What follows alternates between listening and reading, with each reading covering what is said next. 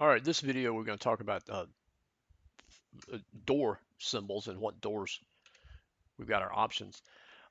For exterior doors, uh, often we draw a sill either flush with the outside wall or projected out, okay, from the house. And in our floor plan and the video instructions, I tell you on how to do that. Most of the time, the main entry door is a 3 foot wide door. Um, Not always, but most of the times it is. At least one exterior door has to be a 3 foot wide door. It's highly recommended that they all be 3 foot wide doors. Okay, most residential doors are 6 foot 8 inches tall. Okay, that's the normal residential door.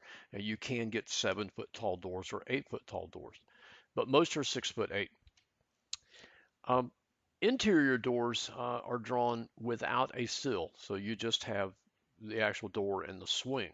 And these are some standard recommended sizes. Okay, your plan is going to vary as to what size you actually end up using. Um, the American with Disabilities Act, the ADA, specifies that all doors be 36 inches wide if you have to provide handicap accessibility. Okay, a pocket door, which is it's not a very good graphic, but it slides into the wall. Okay, a bypass door, which is used often on closets, is where one door slides behind the other. Okay, and this is one way of drawing it. They just draw a line across there. Okay.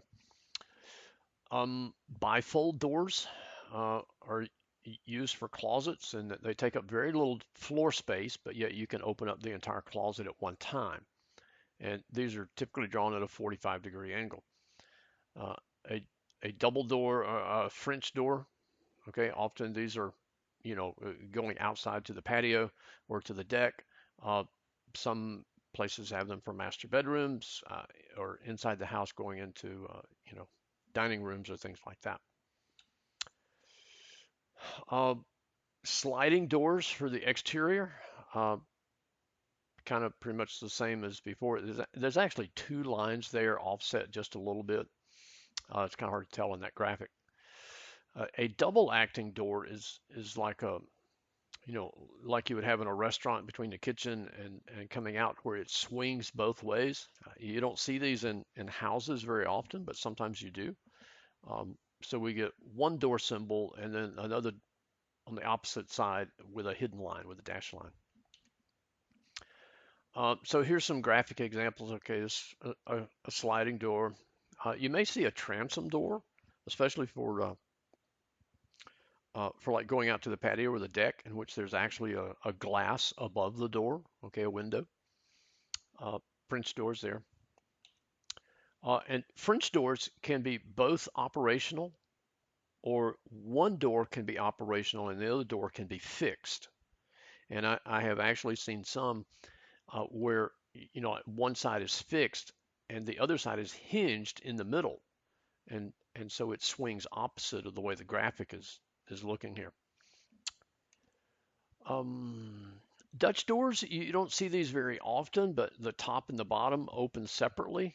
Um, it, you don't see them in houses very often. Sometimes you will, but often they might be used like in a daycare or a nursery, at a church or a daycare center or something like that, where you can keep the bottom door closed, but the top can be open so people can see in.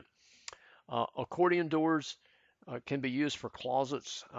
You don't see these very often in houses anymore, but they are popular in like meeting spaces, meeting rooms, hotel ballrooms, and things like that, um, and smaller houses like some apartments maybe or a mobile home or something like that. Okay, may have accordion doors, and residentially they look like this.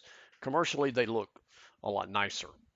Okay, because they usually have soundproofing built into them and things like that. So here we have an example of bifold door for a closet, laundry area, and a Dutch door. Okay, garage doors.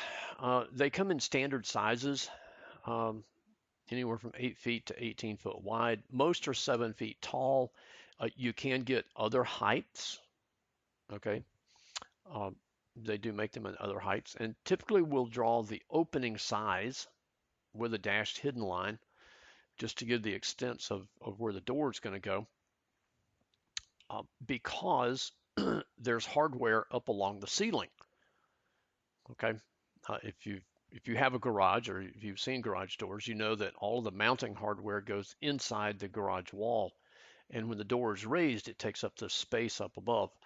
So you would not want to put a light fixture there, or you try to avoid putting if you have an attic scuttle to get up into the attic space, you would not want to put that there. And garage doors come in various styles, materials. Some are wood, some are steel, some are aluminum, some are fiberglass. Just a variety of finishes and shapes and things like that. But the thing to realize is they all go inside the wall, and then there's a weather strip molding trim that covers over that empty space. Okay, when you're inserting these things, we're going to use the design center, or you can use tool palettes, either way, or you can create blocks.